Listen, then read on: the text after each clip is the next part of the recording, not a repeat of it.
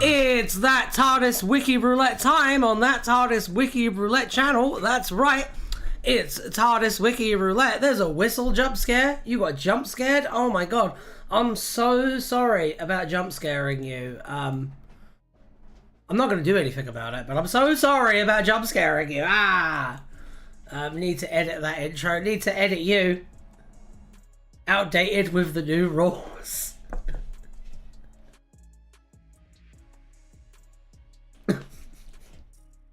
What are you talking about? Hi, Ryan Audio. Iris, while time in the extremely lively planet, I will pop that on the wheel. How are we all doing today? The new rules aren't the same as the old rules.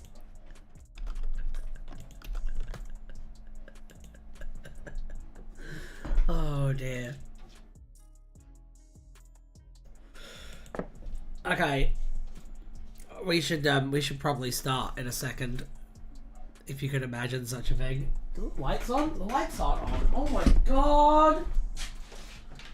Disgraceful. Absolutely. Bloody disgraceful. There we go. There we go. I'm back. It looks nice in here now. How's it all going with everyone? Yeah, what's going on? What's going on? What did I miss this week? What did I miss this week? Anything exciting? Anything new? Anything new and exciting? More like Dr. Pooh. Haha, like and subscribe. Yeah, yeah. Anyway, this is a little bit. That's better. That's better. I think that's better. It's probably better. True, true. Good to see you, Jab Jab. I will like and subscribe to you now. That was very convincing. You should like and subscribe to my Twitch. That's what you should do. You should go on Wild Magic and like and subscribe to my Twitch. Okay, so yeah, this is the part where I explain the premise of the show. Here's the wheel, here's the wiki, here's the wheel again. We spin the wheel and then we go back on the wiki and then fun stuff happens. Boom. That was the quickest I think I've ever done it. That's pretty good. What next? Nurse Who? Isn't that literally what season 2 is about? Isn't that literally what season 2 is about? Anyway, let's get ready to spin this wheel and find out what marvels Alan has in store for us today. Oh my goodness. Giving structure and direction to the screen? To the stream? Can you imagine? Talk to her. Yeah, baby. Oh no, it's still doing the thing where the audio cuts out. Shit. Ah! Now, is this the flavor of McCoy's crisp Thai sweet chicken, or is this Sylvester McCoy's favorite flavor?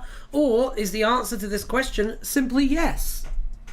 Did this what I think? Well, we're doing it again. Now. There we go. Thai sweet chicken, the McCoy's flavor. A flavor of McCoy's crisps had teal packaging.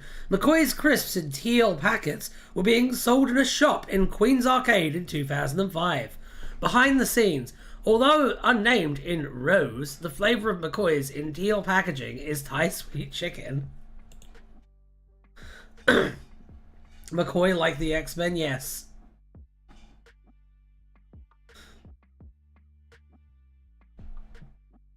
Sylvester McCoy turned the ashes of the Dalek he made commit dye into flavored toast.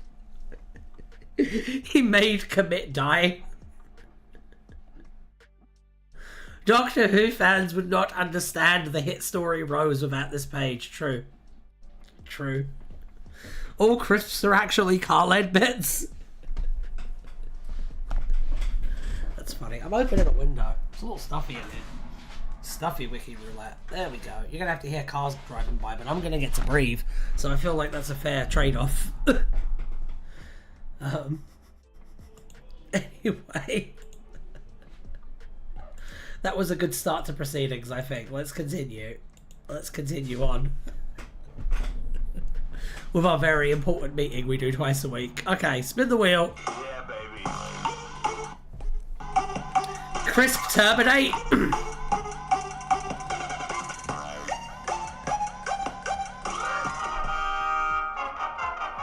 Peladon!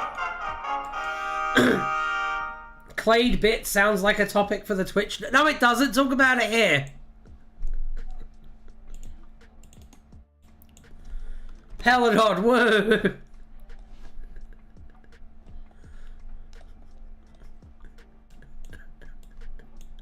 Okay, let's proceed.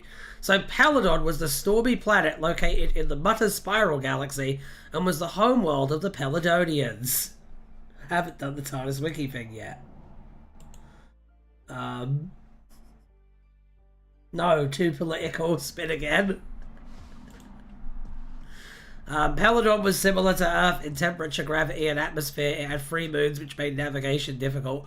It was known for being especially stormy. Dangers from the wind and rain were constant. These constant storms meant that plants were difficult to grow, since there generally was not enough sunlight. Even though Peladon had more than one parent star, one of the major locations was Mount Megeshra. The planet was rich in trisilicate and granite, but had no chalk. Yay! Fun facts! Native species included the Pelados, the Agador, and the Equina. Around 6100 BC, the Osiran Sekhmet was banished from Face to Osiris. This is boring. This is boring. Is there anything good on this page, or is this just regular lore? Anything good on this? Do we know?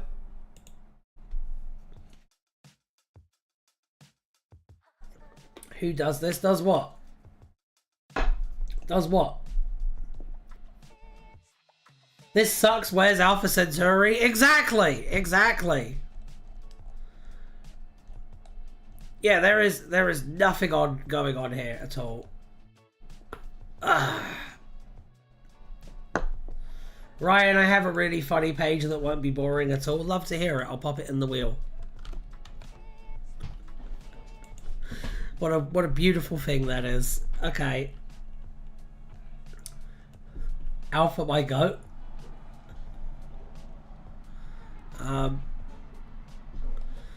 When researching for Peladon, Robert Valentine created a history of the planet, drawing not only from the 2 television stories, but also all the available information from previous audios and novels. This then gave the writers a framework which helped them understand where the stories were placed in the timeline. Wow! Sounds almost like a universe Bible, just like what Doctor Who actually fucking needs. Wow! Okay, let's go back to the wheel. It is hot in here. It's just me, but it's warm in here today. Anyway, let's spin the wheel again. Yeah, baby.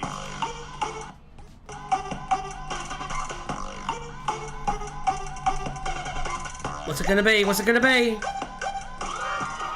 Captain Marvel!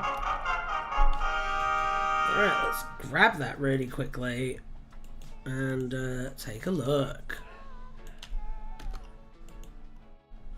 We did this one? Oh no. We did do this one. We did do Captain Marvel. Sorry, Carol. Maybe next time. Yeah, baby.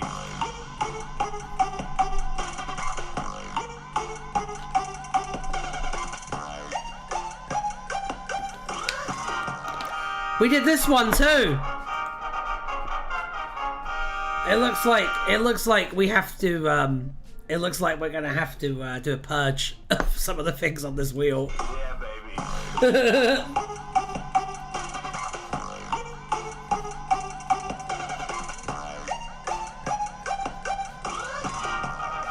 Eternal Champion!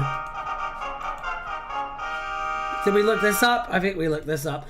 I disagree that Doctor Who needs a universe Bible for all things. I like the lashing things together with obsessive fans and Lucy Wilson books thing we currently have. Don't tempt me. Keep that attitude, and when I'm showrunner, I'll make things so much fucking worse for you.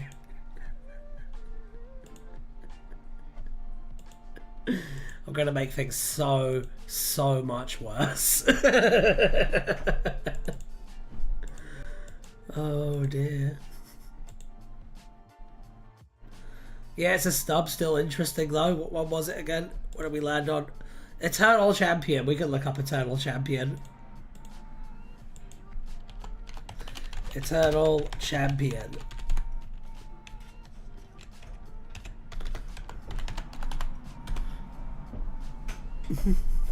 You are? How? What? How would I take advantage of the lax continuity in Doctor Who to ruin Doctor Who on purpose if I was showrunner?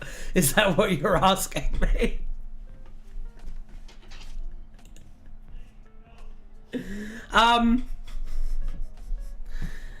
I would make it... Alright, so here's the things that I would change.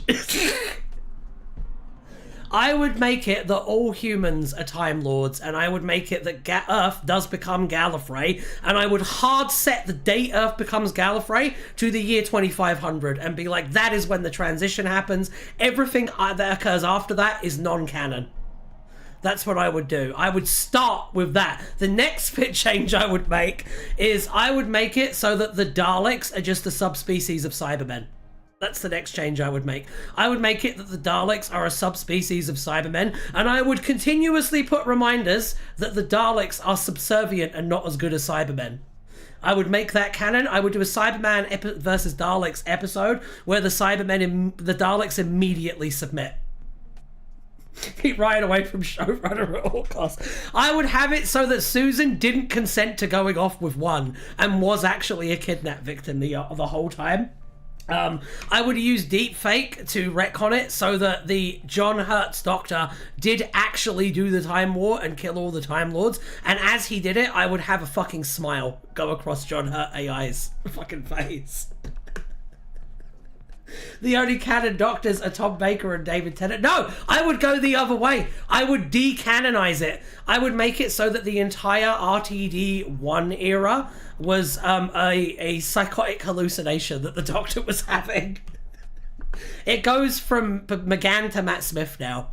That's the new rule. That's the new rule, is that we go from McGann straight to Matt Smith, and then after Peter Capaldi, Jodie Whittaker was the Doctor 7 times in a row.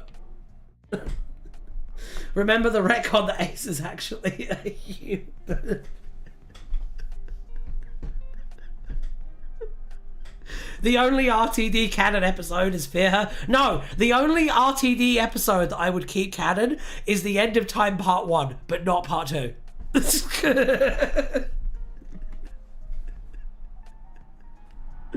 There we go. There we go. The Jodie Whittaker being 7 Doctors thing is basically canon.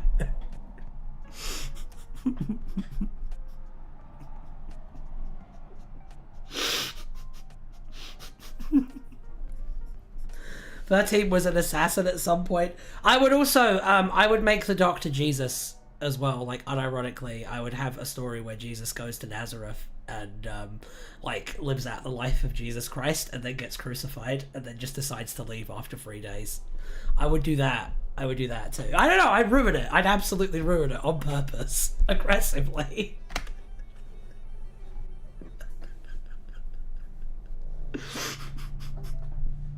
I don't know what else to tell you.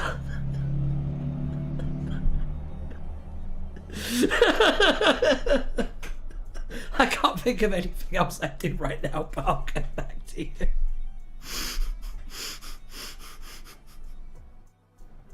Oh, I would make the Sontarans a subspecies of the Vord for no reason. I would do that too. The only explanation I found for Rels being both time and velocity. Oh, I would make a Rel a minute. I would make a Rel a minute as well. And then just retcon it that it's always been a minute. Ryan, could you do a crossover show episode with that Merlin show? You mean the fascist one? Are we talking about the fascist Merlin show? That the BBC did? Are we discussing that right now? We're not discussing how if I was showrunner I would ruin the show forever.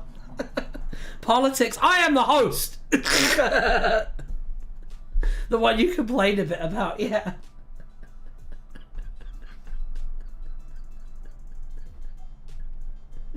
Can you do a crossover with 90 Day Fiancé? Ryan can do politics, he leads us. Yeah, exactly. Wow, power differential, shaking my head. I will time you out. Have the guy from it be a Suntara. He looks a bit like one. He does too. It's not a cult. I mean, it is, but it's not a cult. All hail the wheel.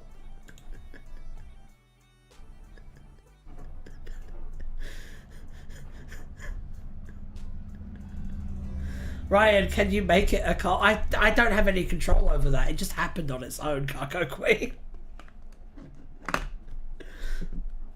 Ryan, make the Doctor start a cult.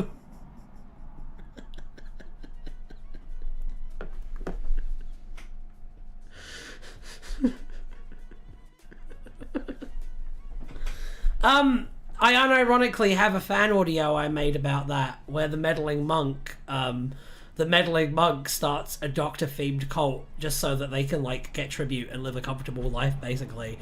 And the Doctor crashes it and convinces this, like, random cult girl to help rebel against the cult. And then when the Doctor is like, I am the Doctor, haha, fuck you, I'm about to do Doctor stuff. Then, because this Doctor is the Orange Doctor who's a woman, they're like, you can't be the Doctor isn't a woman. And so they try to burn her in a giant wicker man shaped like the Doctor. That's a plot of an audio I did. It's a good one. They're all wearing David Tennant masks as well. While this is happening.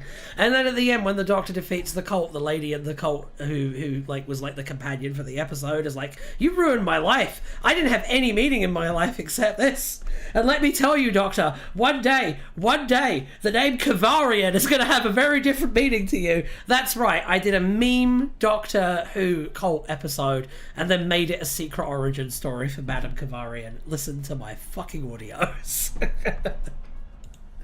Ryan, can you have the Doctor mention Skibbity Toilet? How do you know I haven't?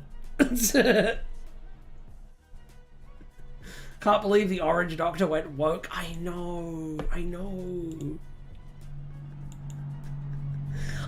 Expect a Skibbity Toilet reference in real TV Doctor Who sometime around the year 2050, I would say. Let's have a look at this little stubby page. The 11th Doctor believed himself to be an instance of a multiversal archetype who kept the cosmic balance between law and chaos within the million spheres. The eternal champion. Captain Cornelius was another instance of this archetype. After the end of the last Great Tim War, with all of the Tim Lords gone, the Doctor had no direct counterparts of himself in the multiverse. However, he believed that other people existed in the multiverse who took the same actions as him to fulfill the same destinies. He called them echoes of echoes and shadows of shadows, with there being no original instances of this archetype, and all instances being reflections of each other. Cornelius describes this phenomenon as functioning like wheels within... This is a bunch of bollocks, isn't it?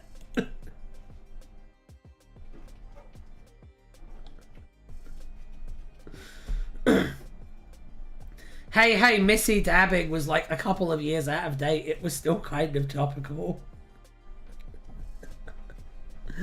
Reading this is vital lore, Ryan. When Cornelius made his degree on Venice that he was searching for the Rugulator, the planet's inhabitants felt as if they were an audience with the multiverse's own proud cold soul. Other instances of the Eternal Champion include Elric, blah blah blah blah blah blah blah.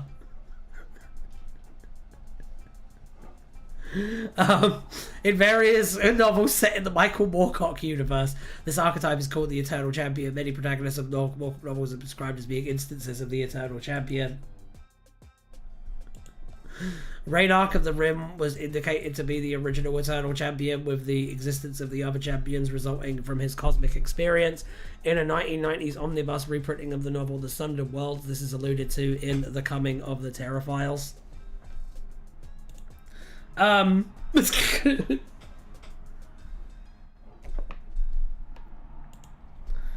Yeah, Coming of the Terror Files is a crossover. Okay.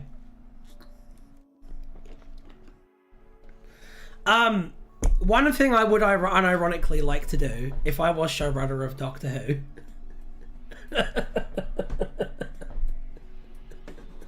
I want to bring David Tennant back, but I want to make him a bad guy. That's why I don't like this multiverse thing. I want to bring David Tennant back and be like, there's one universe where the whole Time Lord Victorious thing worked that great for me. Fuck you. I'd like to see that. I think that was fun. That's what I hoped the Time Lord Victorious box set was going to be, because that's what it looked like, and that's what a lot of my friends who were excited about it thought it was. Make him basically just a modernized version of the Emperor, but make it like a 10th Doctor that's gone insane. Unironically, I think it would be really fun. I think you could definitely get a season of good Doctor Who out of it.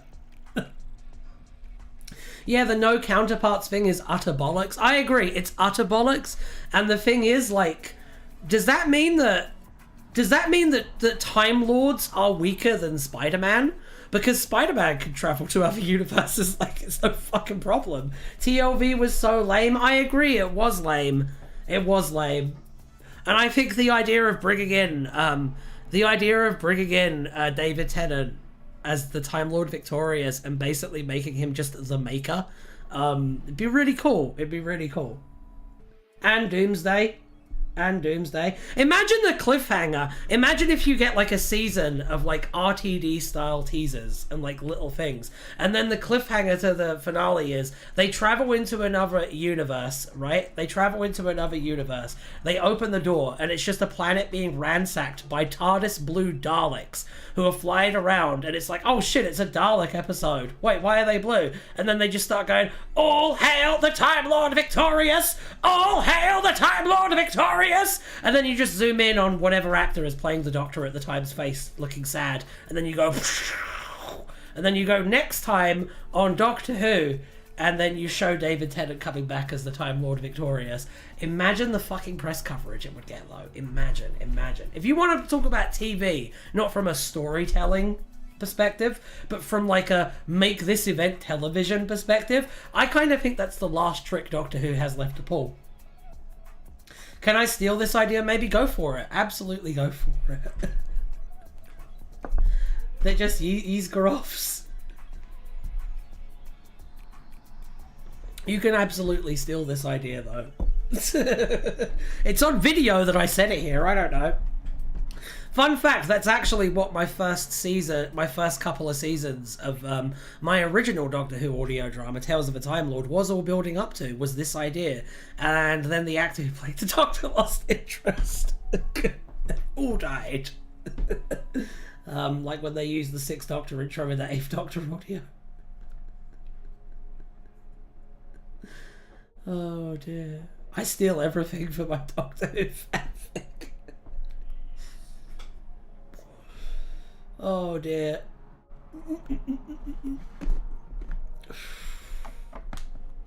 I was told by someone from Big Finish, hey, don't be too surprised or angry if some of your ideas show up in actual audios. And I would like to point out that I did Krampus first. And also Nardole, but that's a story for another time. Wait, who told you that? I can't tell you their name. Or I'll be blacklisted forever.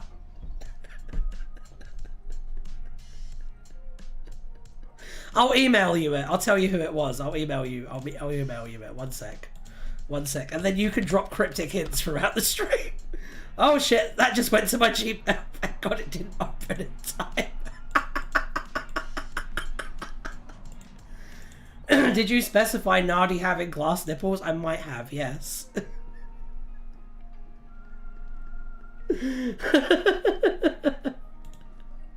Hang on, let me see. Let's see.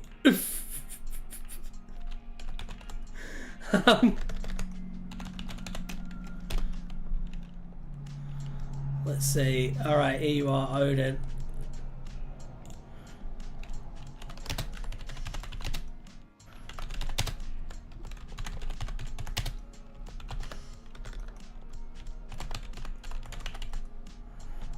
There you go, I sent you the message, lab.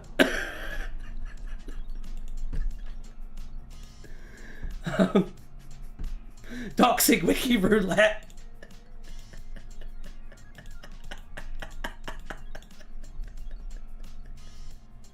Michael Moorcock when Michael the pussy walks in. This pussy walks in. Fuck's sake. Oh dear.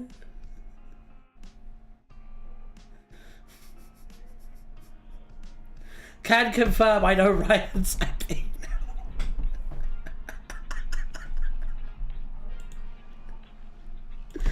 Oh dear.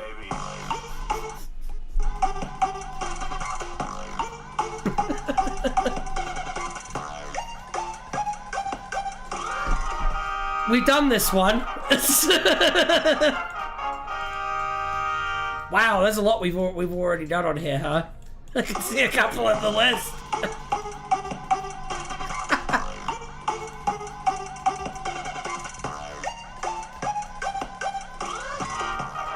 Random page.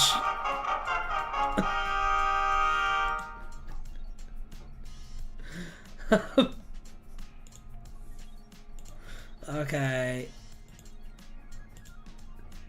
John Dorney just gives the vibe. It wasn't John Dorney. This is the most normal stream I have seen.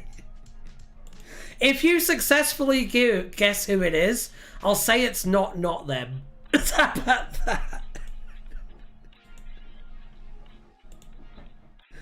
This is the most normal stream I have ever seen. I am not freaking out.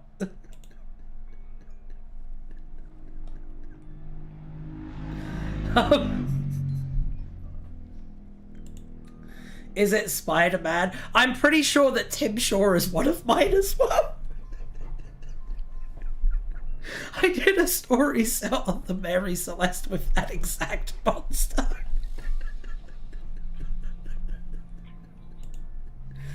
Even the subversion of the alien robot squid thing turning out to be like a cover-up for the real monster, even that's in there. Even it taking bits of humans as trophies is in there. Yeah, Pig Onion might be one of mine.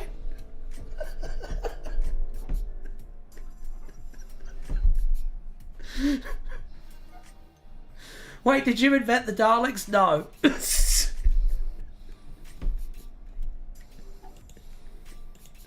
Are you Terry Nation?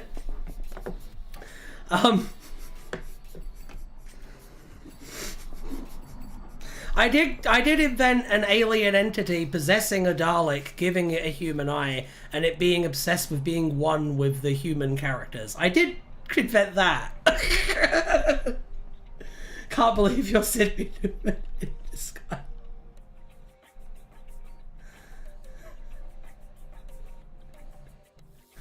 I've literally seen Dorney say he tries to watch fan creators to see quality content to have them write for Big Finish, but doesn't see a ton of good writers.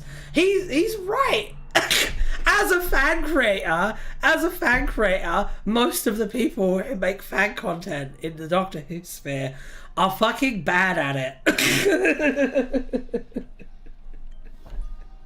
Are fucking bad at it. And if any of you fucks try and come at me for saying that, I know things about every single one of you. Did you think he watched the anti-vax fan film? I think the number he gave is like 5.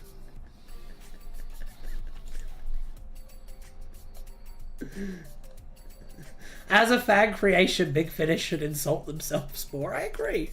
Turtle World Day, not to be confused with World Turtle Day, marked the first contact between humans and Chelonians. Yay! Turtle World Day. Hello, is that Boris Johnson? I did the thing from the fan film. Did you like it?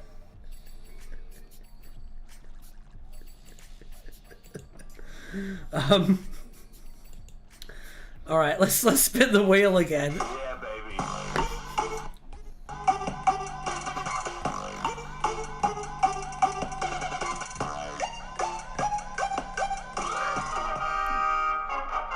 No, we did this one.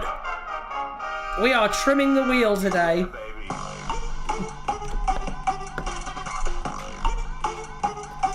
Why was it on there twice? Who knows? Did we do mac and cheese? Did we do mac and cheese? The healthiest dinner in the world? Alan trimming. Okay, macaroni and cheese, also known as macaroni and cheese, was a dish. According to his wife, Haresh Chandra made the dish terribly. She said it's sticky, it's heavy, it should be light. His daughter Rani, on the other hand, once at least claimed to have no problem with it. What she told Clyde Lagerwood was that it was like eating superglue. In 2009, the temp doctor mistook the mushroom raclette that Sylvia Nova served to dinner at her house for macaroni cheese. The restaurant in Howard Johnson's in New York City served macaroni and cheese.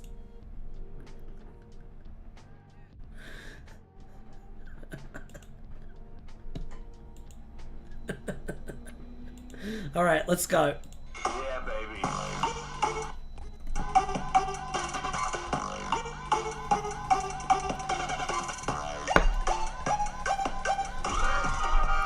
Whoa! Xavier! Your time has come! Your time has come!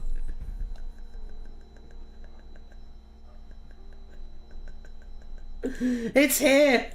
The moment is here! And it has been prepared for. Someone get Xavier here now! Ah, this silly old thing!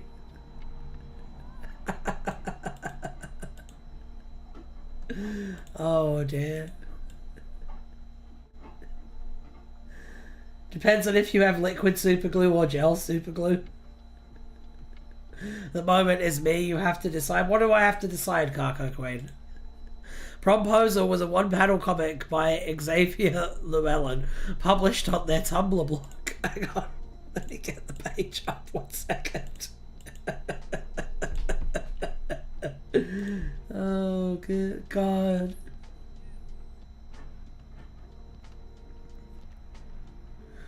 Ryan, did you include the stuff that was accidentally included with that one stuff?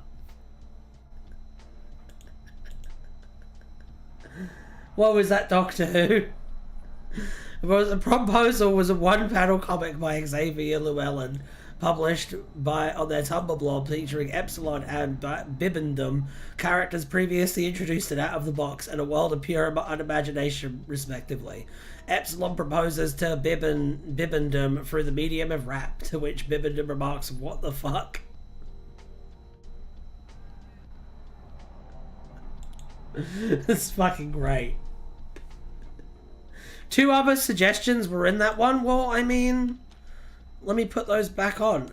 Let me put those back on the wheel then. I see them. It also looks like they're not things we've done before. I know what one of those things is. I don't know what the other one is. I know the one that's real world stuff. I know that one. Anyway, let's go. Yeah, baby.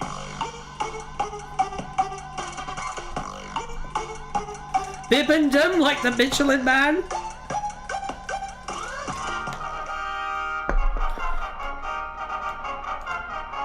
Did we look at this one?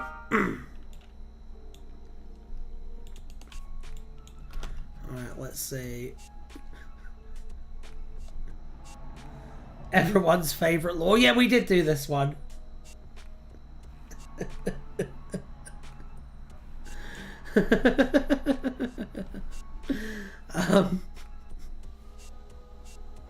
I love it when my 2 favourite conspiracy theories get crossed. Me too. Oh dear. Isn't it crazy how the stairs in the woods are in charge of the Federal Reserve?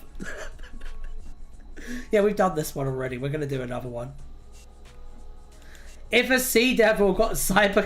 Can you imagine if that was how... If a sea devil got cyber converted, would it short circuit in the water? Could you imagine if that's how they defeated the cyber sea devils? Just... They forgot to waterproof it. I don't know. I guess Cybermen are just kind of stupid. Who knew? Yeah, baby.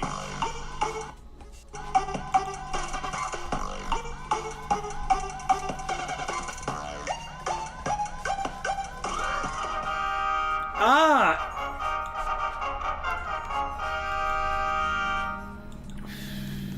There's an anime called Seven Deadly Sins. It's fucking terrible.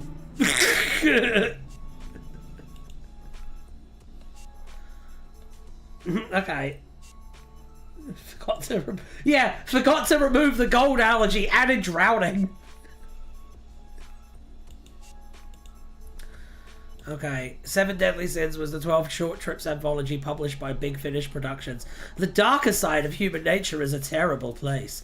Its twisted pathways and dismal corners lie ready to lead even the most virtuous traveller astray. And when someone makes just one wrong step, the darkness is quick to close in and engulf them. Between these covers you will find 7 tales of vice exploring the dark places at the edge of the universe. The Doctor tries to stand against the tide, to bring up even a one, not saying that word on YouTube, of light, of hope. But what good is it when he cannot even save himself from the 7 deadly sins? It's about the 7 deadly sins. Alone, those 7 stories tell multiple tales of misadventure, misdeed, and misery. What the fuck is this shit? Oh, there's a Gareth Roberts one in here. Now this all makes sense. Wait, did I see him in there? No, I didn't.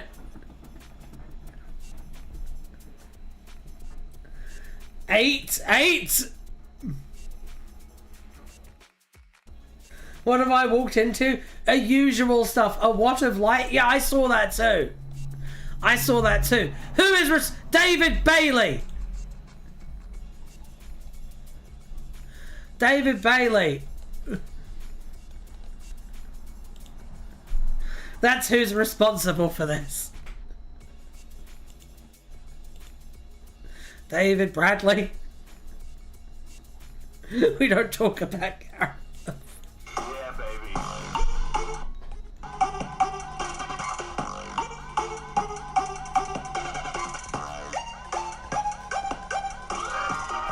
Bart from School Reunion. Okay.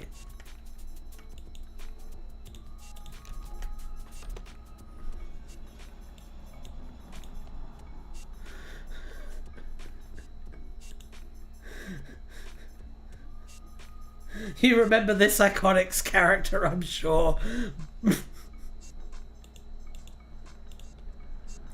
Bart was a person mentioned in graffiti on the outer walls of Deathry Vale High School in 2007. Eat my shit.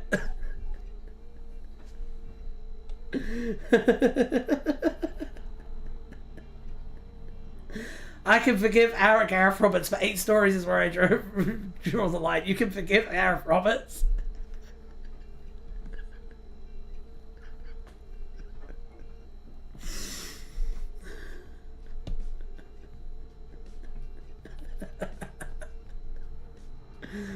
Okay.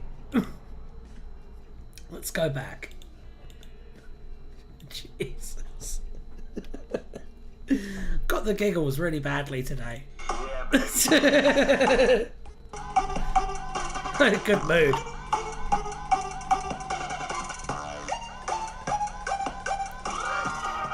A plesiosaur! I am pleased with the plesiosaur being the thing we're looking up. I love plesiosaurs, they're great. They're so cute. With their little heads and their big flippies.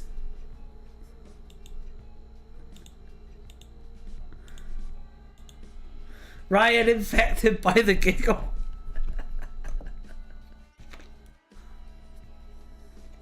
Okay. Plesiosaurs were a family of aquatic predators that terrorized the oceans for millions of years. Plesiosaurs had round bodies, short tails, and 4 flippers. The creatures had long and short neck species and varied wildly in length from 3 to 20 meters. Elasmosaurus was one of the largest plesiosaurs, measuring about 14 meters in length and weighing 2.2 metric tons on average. Ryan is always right. What do you mean? That is true. Lamb, did you check your Gmail? Lamb knows what Doctor Who writer it was now.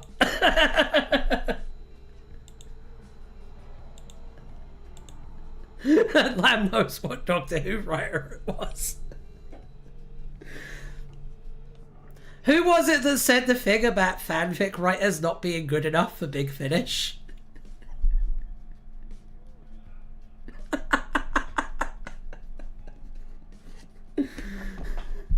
Dorney, did you know that one of the fanfic writers who has been hired to Big Finish then immediately did a story where their doctor fucks a cat? In like fanfic, that's a thing that happened. It's actually the guy who wrote Necromancer.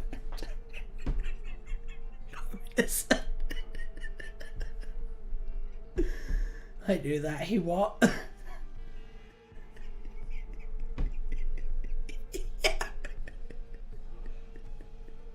He wrote a story where his doctor has fucks a cat kind person, like one of the cat people. Have a romantic subplot with a cat person. Was it like a cat nurse or an actual cat? Oh, it was a cat person. If it was a cat, we'd be having a very different conversation with a very different tone. Kind of bass. That's less bad. Yeah, baby. It's still really funny though. So this confirms that the doctor has a willy then. Japan! Let's look up Japan.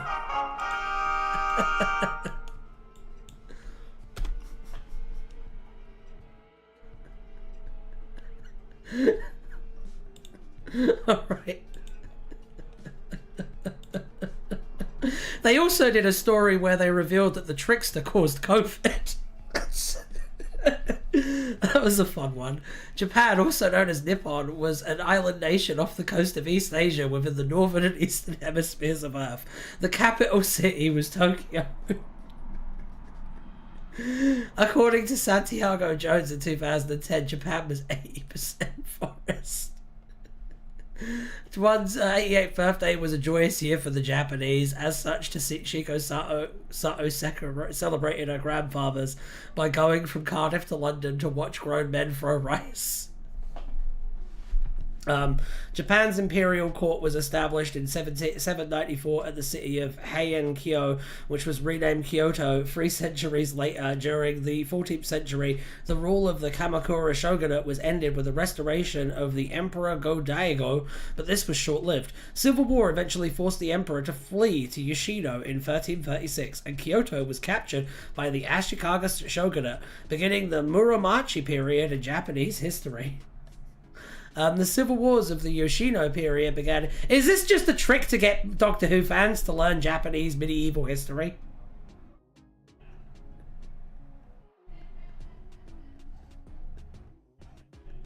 Oh, the cat girls. Have you ever seen a cat's penis before, Nick Simmons? It has barbs.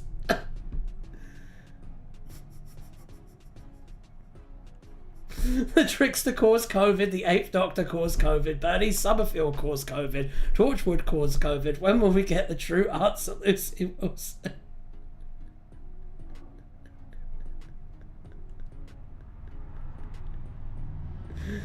Oh dear. Speaking of Japan, I just started writing my first Doctor Who fan story featuring Sontaran ex-samurai Yaoi. Unironically, that sounds like it would slap though. I kind of like the sound of that. The Master had the TARDIS take the 8th Doctor and Izzy Sinclair to Japan in the early 17th century during an isolationist period to witness the chaos being caused by the alien Gaijin. The Doctor had intended to land in the 10th century's Heian period. The clan Rikushura plotted to use the Gaijin's technology to depose the Shogun.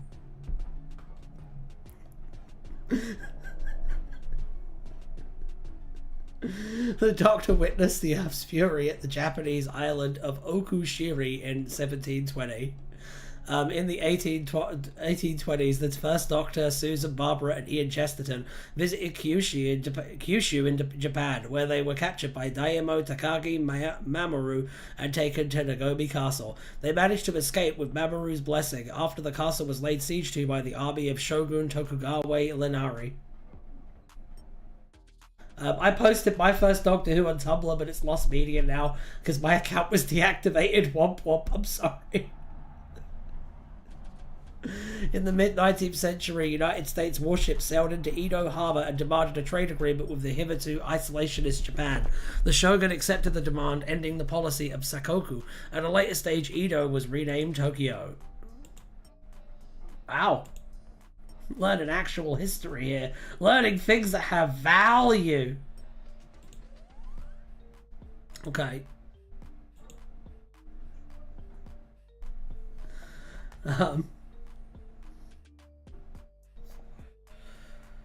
Surprised there's no page for North Cyprus. Was going to add that to the wheel. Why? Japan became involved in World War One against Germany, having an agreement with Britain. In the run-up to Pacific War/World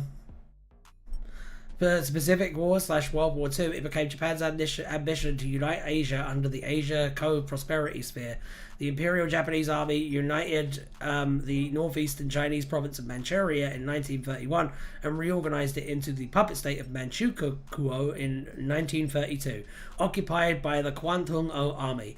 They subjugated the Chinese peasants and used them as slaves and test subjects while speaking to develop biological weapons in Zhongma Fortress. You misspelled fortress, by the way, whoever wrote this.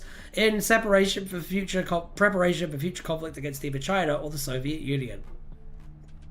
Yeah, now it's just a history of Japan's activities during World War II. I feel like this is just history. In the 2050s, genetically engineered guard panthers were status symbols in Japan. Yeah, we learned something. We learned something new. Alright. Yeah, baby. Let's spin the wheel again.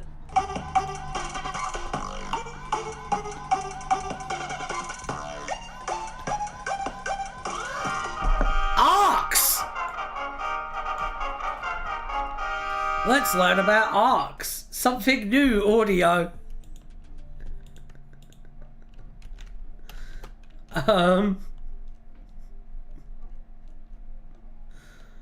Alright.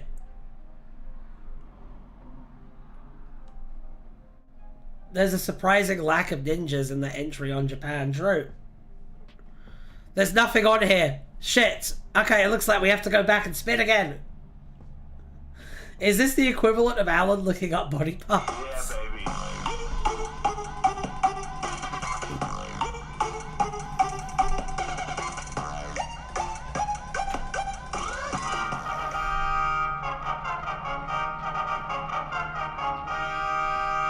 We looked this one up too. Let's learn about Silas Arc, something the new season 1 should have said. Yeah, baby. I know we did this. That's why we're spinning it again.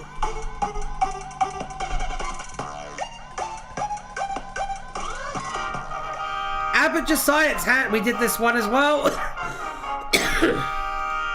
It's dead now. Yeah, baby.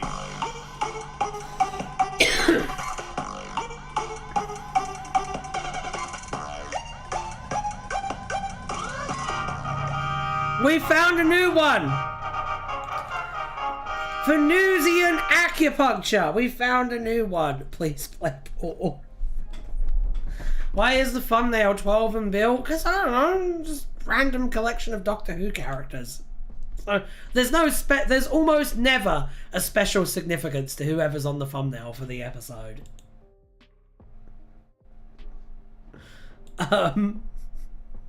Almost never. Oh, we're doing 8 episodes so we can do a season every year, except we're not doing that, are we? Yeah, you're right. Russell lied. People died.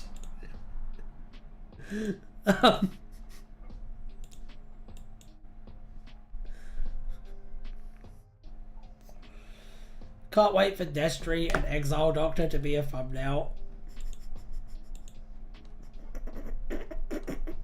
I think it's really funny that the Destry jokes have never died. They even pop up on like Twitch sometimes. Yeah, baby.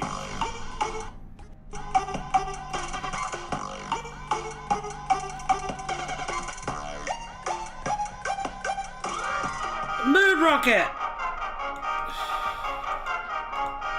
Yay!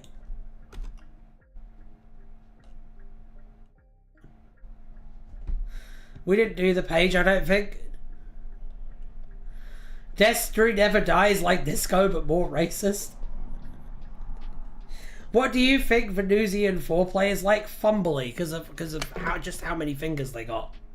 Imagine just fingers all over the place, all up in there, all over the place. That's what it would be like. They do have 10 limbs after all. A rocket plated with a red and white checkered pattern was present in 1991 on a Treen colony, which the first 7 incarnations of the Doctor visited during a multi-Doctor event to give assistance to Dan Dare. What? The same rocket was featured on the cover of the Adventure Tintin's Explorers Book of the Nars. Okay, it's just a red moon rocket. I don't know. I think we might be reading into this one a little bit.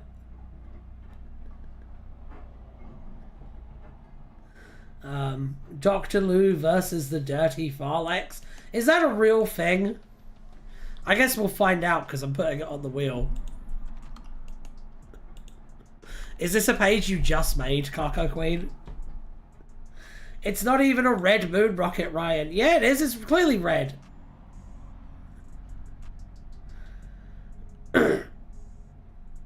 Moffat needs to write. Not covered by the wiki, however.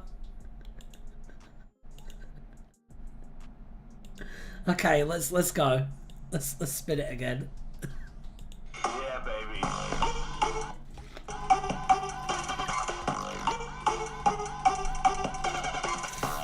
It's a porn parody? Okay. End space! Let's learn about end space. So not yet covered by the wiki. This is a long article. We're not reading this. Ryan, we should watch Doctor Lou versus the Dirty Farlex live on stream. No, we shouldn't. No, we should not. They should get Bill Baggs on it, then it would be covered.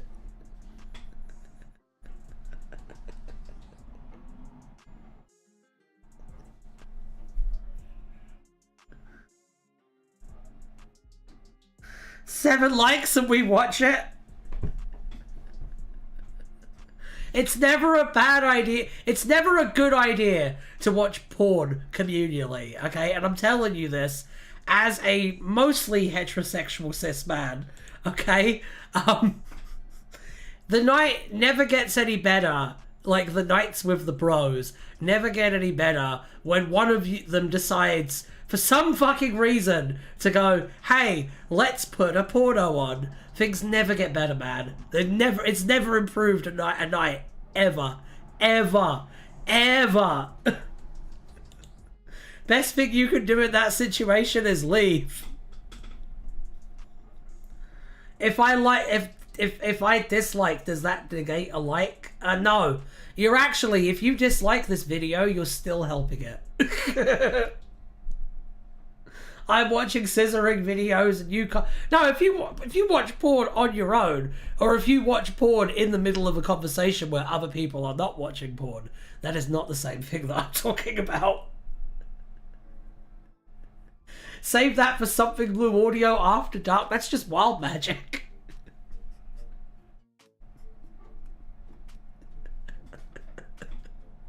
That's just wild magic. You get occasional implied nudity in wild magic. Usually when I'm playing Baldur's Gate.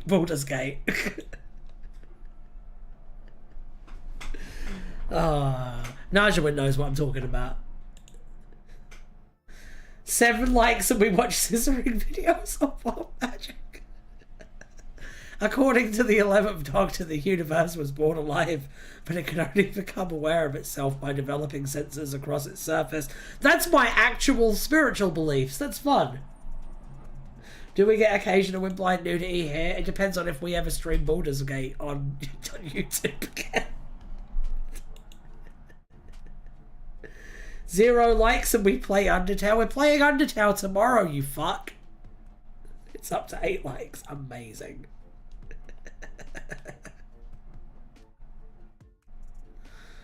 Okay, cutting paper could be dangerous. Ryan needs adult supervision. If we didn't wear clothes, we'd be completely naked. That's implied nudity. That's true. That's true. That's true.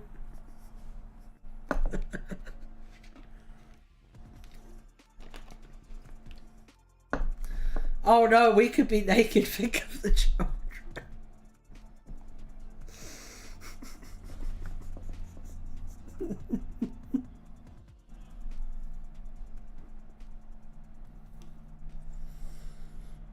Oh god.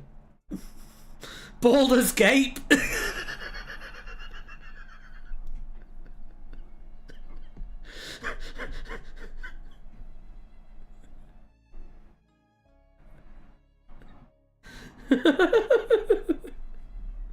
Fun fact, YouTube has not banned any games that I know of. Oh no. I don't trust you lot after fucking Doki Doki Literature Club. Interesting. At the dawn of the formation, an abstract entity called the Solar Tract attempted to join the universe's laws.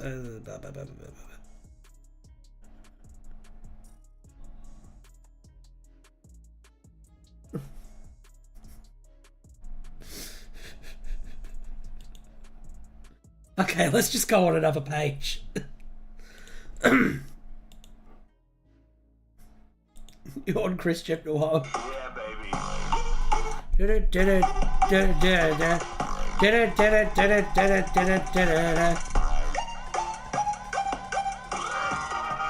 Oh! Now what in the hell is this? Let's have a look. Chris Criminal? Apparently something that doesn't exist. It's a cold torch. Wait, no, wait. Found it.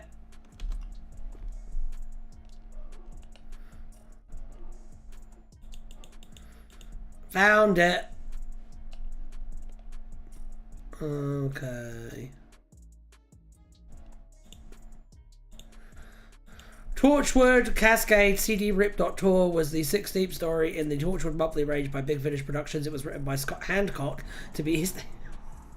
Sorry, mate. But at the same time, a D-poll costs 40 quid, so, I mean...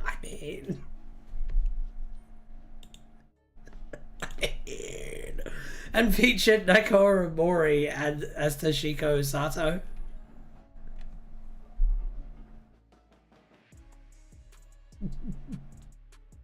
Cool name. The unauthorized pre-production or redistribution of this copyrighted work is illegal. Your downloads are monitored. Internet piracy is a crime. It's punished by 5 years in prison, a fine of £250,000 or death. Come on, we've all done it. We've all downloaded a cheeky little something we shouldn't have after all. What's the harm, eh? You never get caught. No one knows. No one knocks at your door and tells you you're about to die. Turns out there's something hiding on the internet. It knows what you've done and it's going to stop you. Wait! Wait! Did Big Finish unironically put out a fucking illegal download that will kill you story to like discourage people from downloading their stuff illegally? Is this a thing that they really did? Is this a thing that really happened?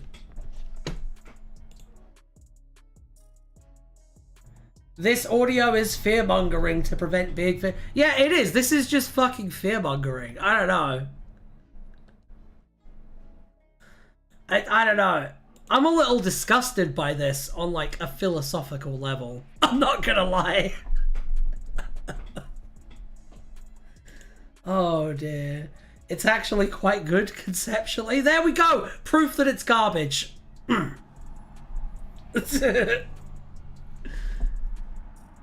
Like it's well done. I'm sure it's well done. I'm sure it's well done. No, like the way it's made. You mean it is well made? I'm just imagining that PSA with the cardboard computer and the clipping mic when the guy busts the board out. Not that the intent is good. Yeah, it's very well constructed, nakedly evil corporate propaganda. But,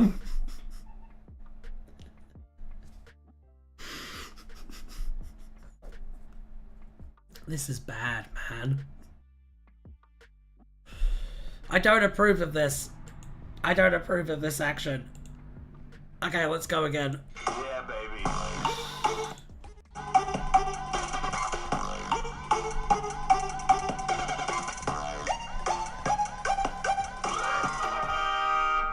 2001.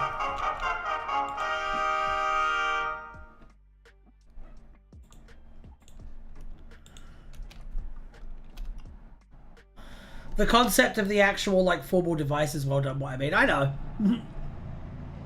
2001 was a year. That's what it says.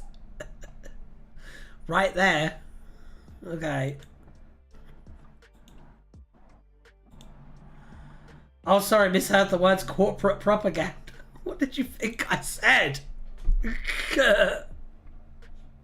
Ryan, can you think of an important event that happened in 2001? I'm not looking at the article. Yeah,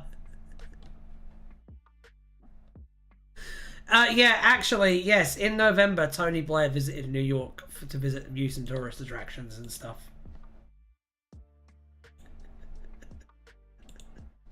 All right, let's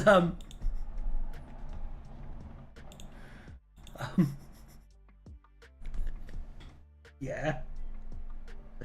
It just reminds me of did you guys know that there's a Doctor Who fan film where Doctor Who has to cause 9/11 to happen to, like, save the day from the Cybermen? Did you guys know that that exists? I'm still traumatized by Tosh and Owen's deaths and exit wounds. I haven't rewatched that episode since it aired. Yes, you said. Did I say that? Watch it on stream. I think I have a download of it somewhere. I didn't actively know about the Cybermen. The best part is that the plane crashes into the tower to the tune of I Am the Doctor. And then they use real footage of the attack. It's crazy. Don't make me fly the plane, Doc. Also, there's some unit stuff. What, like official unit stuff?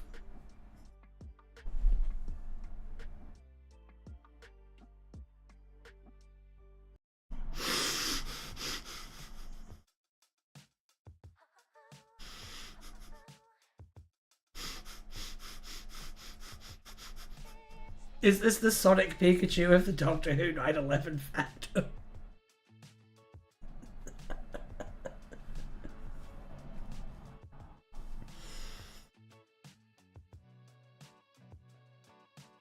Okay, Doctor Who fan writers need to stop watching Family Guy. Is that why my stuff's good, Xavier? Because I don't watch Family Guy? The enormous Doctor Who 9/11 fandom. There are dozens of us. Dozens. Probably. Well, I still need to pick your brain about the one you listen to, by the way, Xavier. We've got to do that sometime. We still got to have that chitty chat at some point. Family Guy did a 9/11 time travel.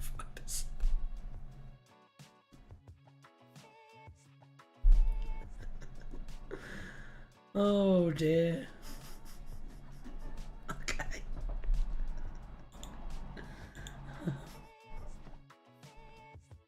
Oh yeah, cracks drink real Doctor Who. That is, I do that. That's everyone.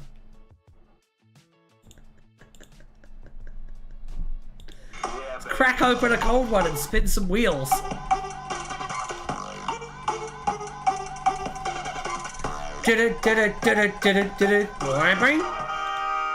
Giles Eastrom.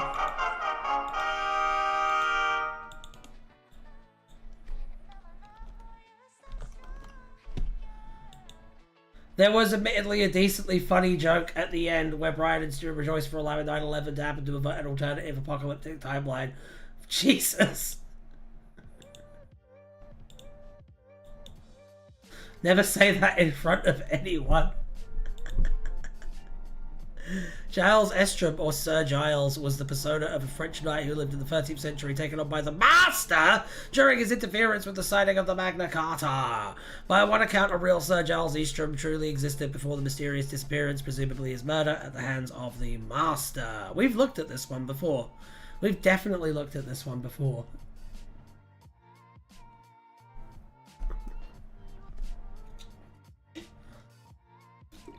Yeah, because I made the joke about the Master having a Rolodex full of people whose names are an anagram of Master. I remember now.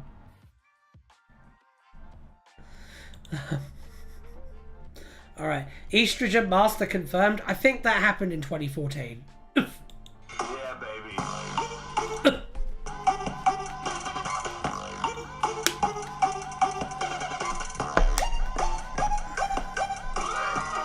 Random page. Okay.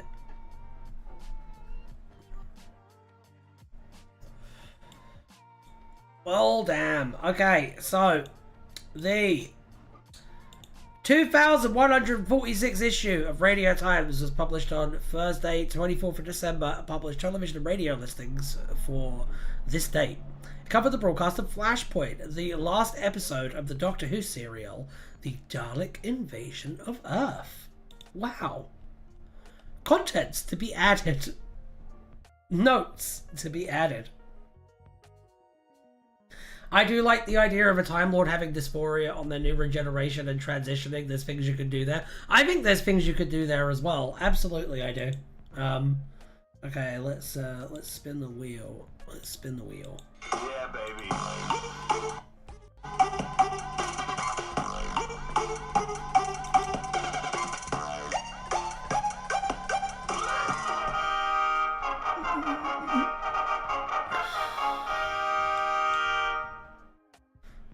What do you think is disgusting, Najawin? Yeah, baby.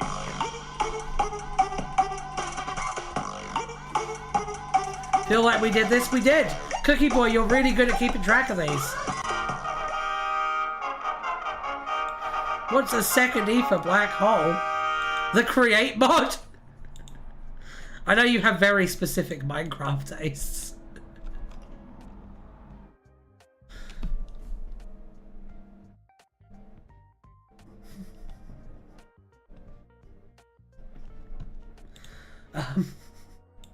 Second E for black hole?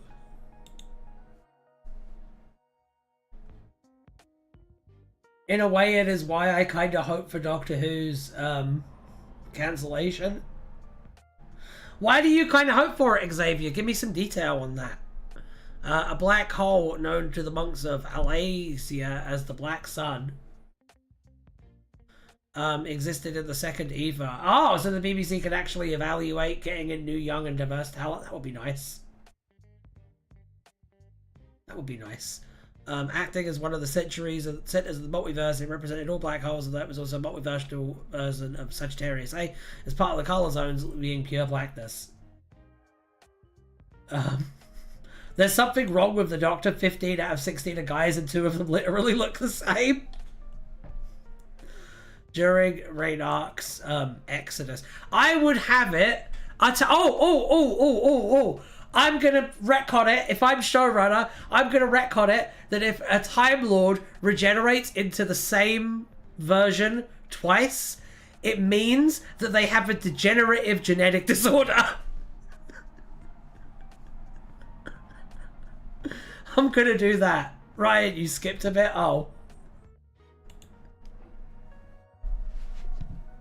What bit did I skip?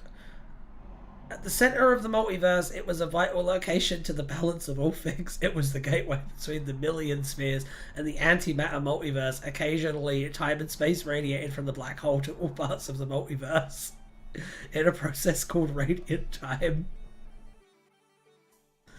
During Renark's exodus, Renark at the Rim was... this is just fucking Michael Moorcock shit again.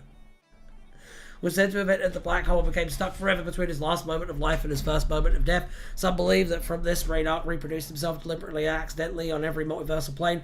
The 11th Doctor, who believed himself to be an instance of an archetype which echoed across the multiverse, once had a dream, possibly from Renark's perspective in the black hole, in which he was hanging above time and space as the node through which the entire multiverse focused. As the dreaming Doctor planned to make a sacrifice which would result in him being stuck in the black hole, he anticipated that it would kill him again one day. After the Rugulator was stolen, the disruption of the cosmic balance led to this black hole beginning to erupt with dark tides that threatened all universes in a million spears. The tides pulled galaxies towards the black hole, counterbalancing the gravities of all black holes in the multiverse. Moorcock gives me Pender's vibes a bit. I can see that. I can see that. Jesus. The black hole is inspired by fucking god damn it!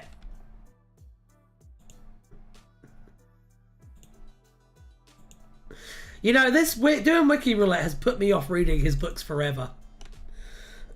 Also, isn't he the guy who made a whole essay talking shit about J.R.R. Tolkien? Ryan, you love Michael Moorcock? No, I don't.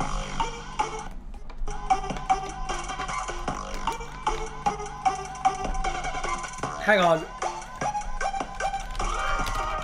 Astrax Comics.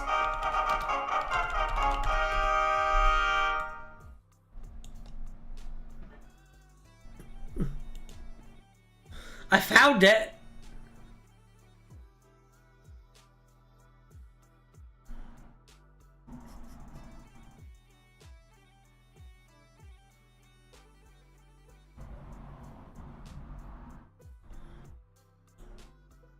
We did this, I believe. Please, please, Imagine if Doctor Who had to go through a Genesis wave due to the Steph Cobra. Astrax Comics, what is this? What is this? Hello, Thomas Ahim, by the way. Ahern, by the way. How you doing? You always seem to pop in right as the stream is ending, but it's good to see you. We're going to be going for another 13 minutes or so, though, so...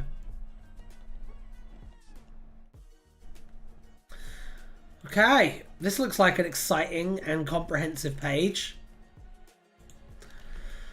The cover of one issue of a comic book was present at a wall of a child's room in London, 1963. Astrax Comics is one of three faux comic covers designed by Sophie Cowdery for The Devil's Court, alongside Galaxy Pirates and the legendary Lunar Landing. The original art of the three covers was posted to Sophie's website, Anthrax Comics. We're done. This is the end of this article. We're going on to the next article now. Spinning the wheel now. Yeah, baby. The stream overlaps with work, I'm afraid. I'm sorry. You can always come to the Twitch one in like an hour and a half. The quality universe.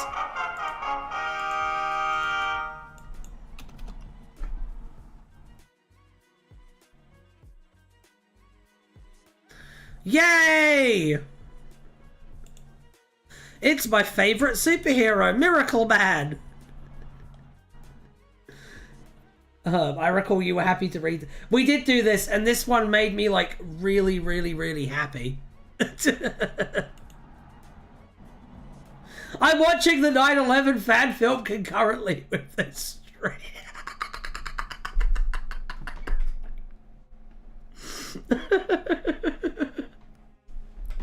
You're so funny. Let's go. Yeah, baby.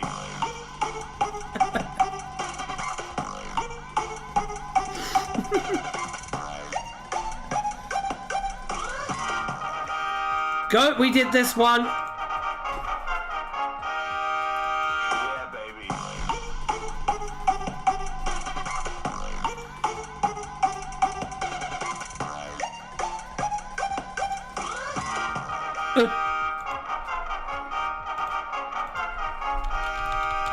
Miracle Man. quotes. Let's see. I just saw a really funny comment from Craig.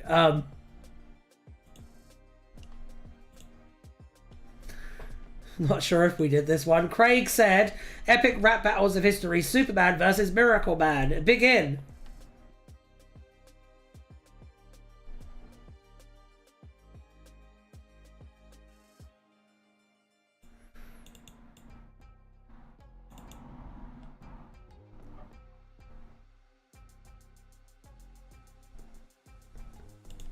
I'm finding a quote from Miracle Man.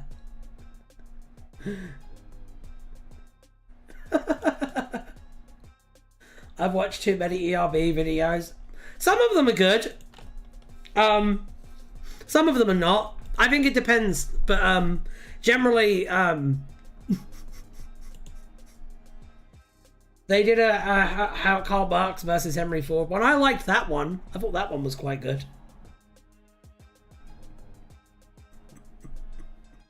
I don't like the fact, I'm going to be a bit woke here, I'm sorry, but I don't like the fact that it seems like every time they get an Asian person to be on epic rap battles of history, half of the bars are either lol, you're Asian, or lol, I'm Asian.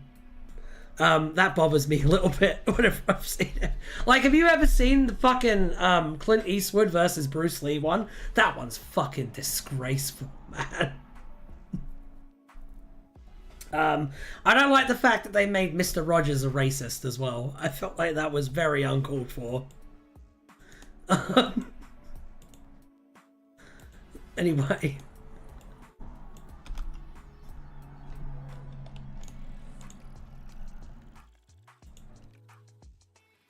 To be fair, Clint Eastwood would be racist.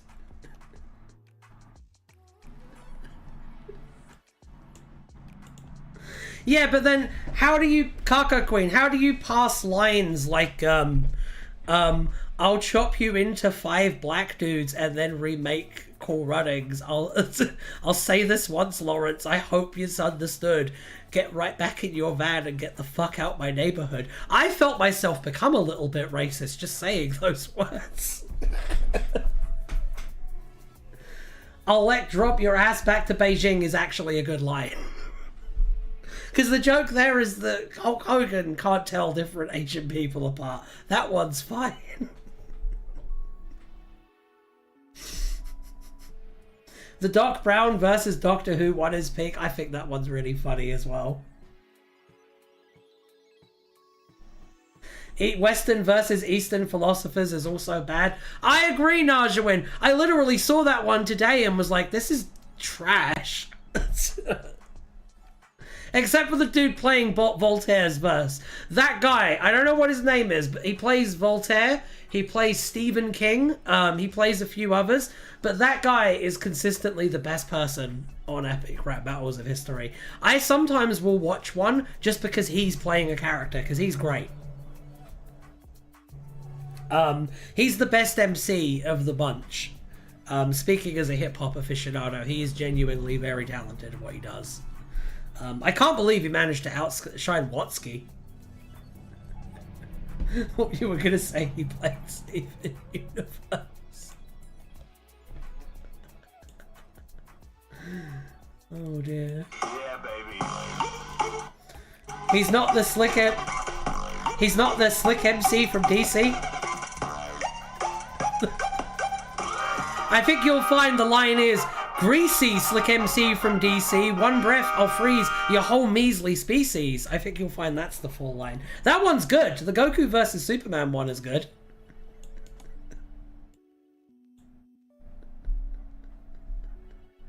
I will say as well, I saw the other day that they did an Ash Ketchum versus Charles Darwin one, and Felicia will back me up on this. I told her, I guarantee you that the final punchline of this video is going to be a joke about Professor Oak fucking Ash's mom. And I was right. Got your Dickens in a twist while you're sucking on my Piccadilly. I hate that. I hate the Doctor Who one so much because it's just, oh look, British stuff. Fucking drives me insane. Also, they get basic lore wrong about Doctor Who. Like, really basic lore wrong. British jump scare, sorry.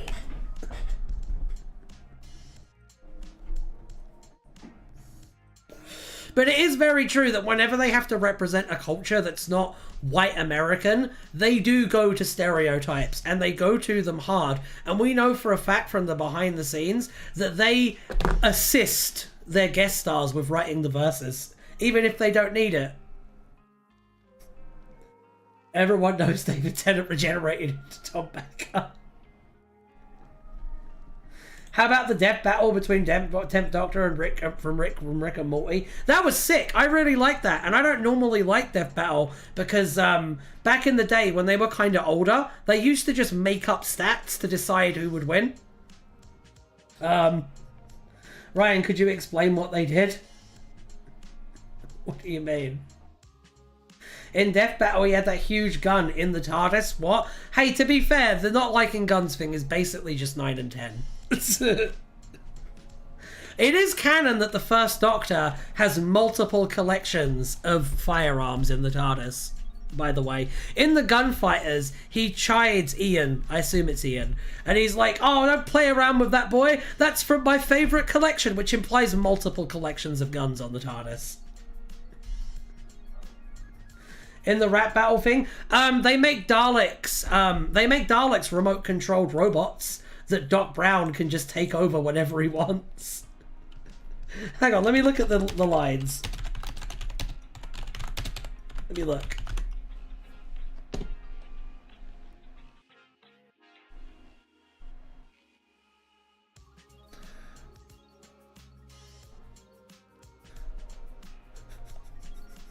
Is this how time travel works?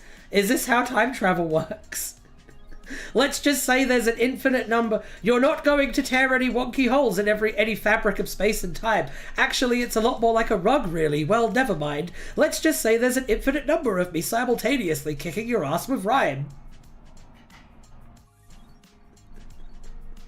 Everyone knows the Daleks are robots.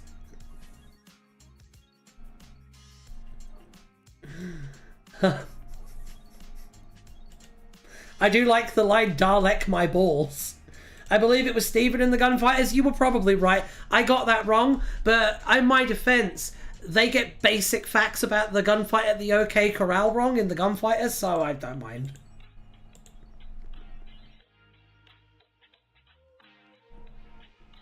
And they said it with such confidence.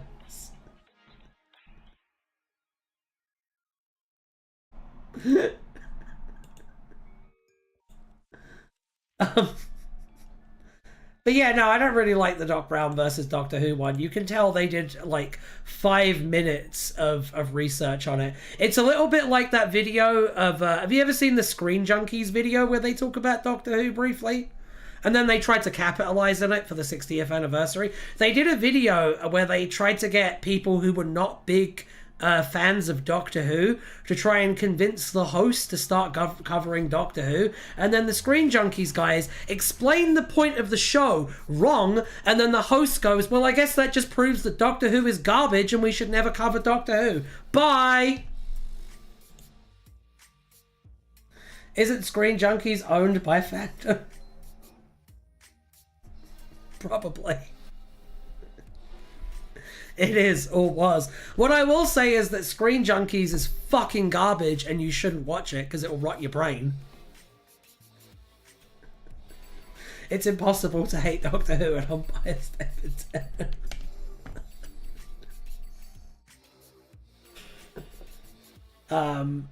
But yeah, I don't know. I don't really love Epic Rap Battles of History that much, and I really don't love Screen Junkies at all. I think that Honest Trailers thing is just the same joke ad nauseum for 10 years. The only good thing about Screen Junkies is Honest Trailers. At a time, Kaka Queen. At one time. What do you think about pitch meeting? I actually am friends with a guy who writes for Screen Rant. So know that I say this without a hint of bias. I can't stand Screen Rant.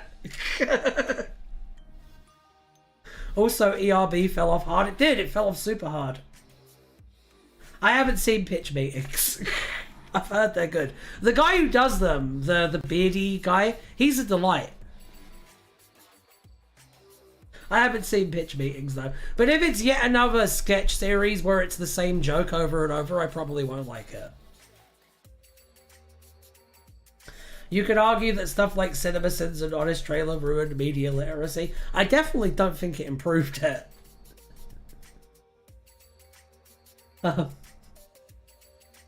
I like Yahtzee. I think Yahtzee is still funny. I think he had a hell of a second wind. Set pitch meeting is done by a guy named Ryan. I want to give you a fun fact about guys like named Ryan. We all fucking hate each other and we all want to like be the number one Ryan.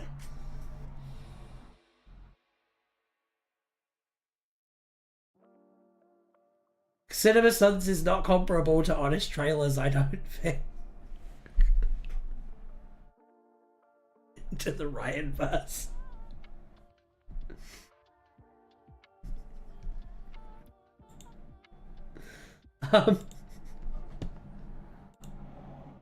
Ryan Molyneux versus Ryan Sinclair when I would kick his ass. I would kick his ass. From here back to fucking kablam. My dyspraxia is more powerful than his. Is it a Highlander situation? Yes. Yeah, baby.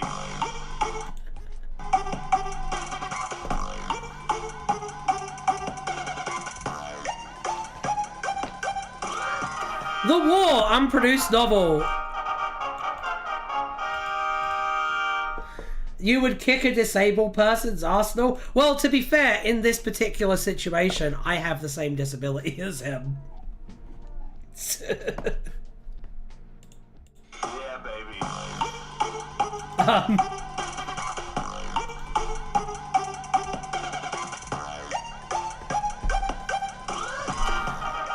Doggerland!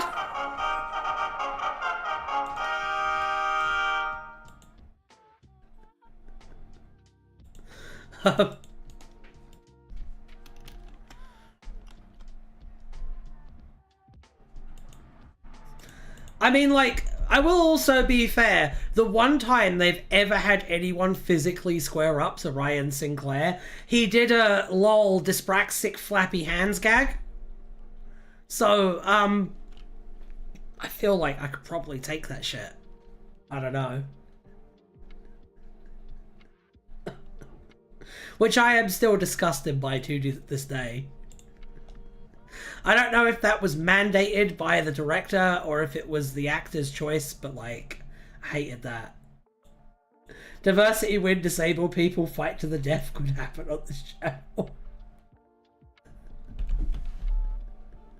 The way Ryan is written is pretty... It is pretty... Just dyspraxia power scaling. Well, he seems to have the rare fictional form of dyspraxia where, he has the rare fictional form of dyspraxia where you never ever get good at anything physical ever. When in real life, dyspraxia just means it's a little bit harder to learn those things. Ryan, can you ride a bike? Yes. I can ride a bike, I can climb a ladder, and I can dual wield swords. So I'm pretty sure I can handle Ryan Sinclair. Fictional dyspraxia versus real dyspraxia, who wins? Real dyspraxia every single fucking time. Because at least people with real dyspraxia can get better at things with a lot of practice. Can you shoot silver alien robots? Yes. Ryan, sword fight someone, do it. Doggerland used to connect Norwich to the Netherlands, and we can actually see both sides of what used to be a massive forest. I actually, I have a fantasy novel that I've been working on for years that's set in Doggerland, so that's fun. Xavier Llewellyn. It's like a standard high fantasy setting, but it's also prehistoric as well. And the idea is that all of the different, like, stand-ins for fantasy races, like your elves, your dwarves, your orcs, they're all just different subspecies of humans that went extinct. So yeah, that's a thing that I'm doing. Yeah, sure. Was it named after Doggy? Doggerland was a land bridge which connected the British Isles to continental Europe during and prior to the Stone Age. On 7th of December 2000 and BC, the exodus of Doggerland occurred and Stone Age people fled Doggerland as it gradually fell into the sea. A guide for time travelers suggested possible sea devil approach. Stealing from Pratchett. I see, did Pratchett do that? Then I'll abandon that idea post haste. I didn't know Pratchett already fucking did that idea. Always, man, always. Always, Pratchett did it first. In the Long Earth, he did. Yeah, fuck, man. Fuck. You can still do it again. No, I can't, man.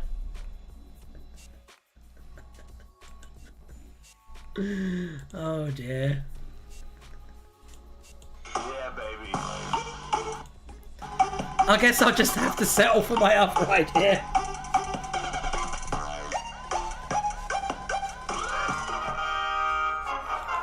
Controversies? Oh dear. I'm going to close this because we don't have time to look at this page. Trolls and kobolds and elves and such are all evolutionary cousins. Cool. This sort of be fun. We'll look at it. We'll do one more. We'll do one more as a treat. Thule? I'm not looking up Thule. I know what Thule is. I'll look up Thule.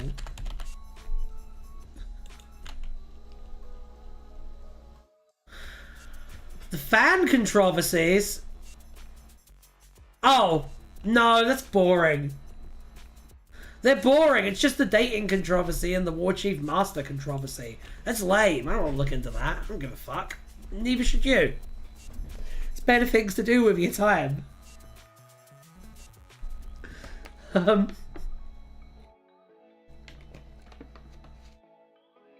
So not like Talons. No! No! I'm telling you. These are the only things that Doctor Who fans find controversial, because most Doctor Who fans are white, middle-aged, and don't actually really give that much of a fuck about racism. Yeah. It's very unfortunate, actually. Anyway.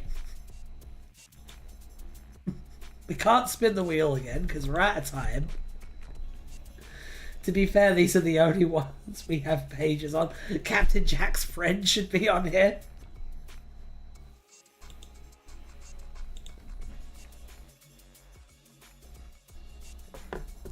Yay! I think it's time that we wrap up for the evening. But this has been a lovely, lovely Tardis Wiki Roulette, I'm sure. Everybody have a wonderful time, and I will see you. On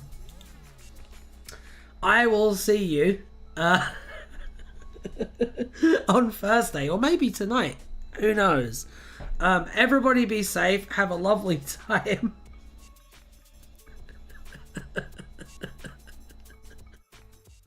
And I'll see you soon. Bye!